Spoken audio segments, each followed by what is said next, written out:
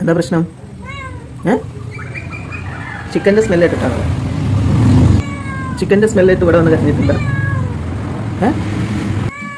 ചിക്കൻ്റെ സ്മെല്ല് കേട്ട് ഇവിടെ വന്ന് കരഞ്ഞിട്ട് വല്ല കാര്യമുണ്ടോ? പാട്ട്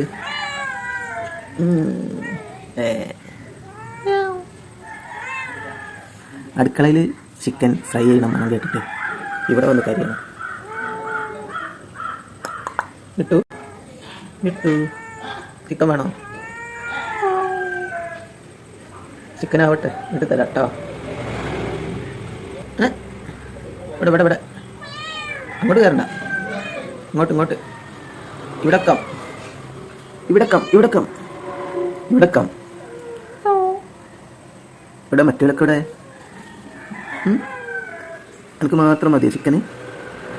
ഇവിടെ മറ്റേ കിട്ടു സ്മെല്ല് ചെയ്യണുണ്ടോ? അവിടെ ഒന്നും ചിക്കൻ ഇല്ലടോ, ചിക്കൻ അടുക്കളയിലാണ്.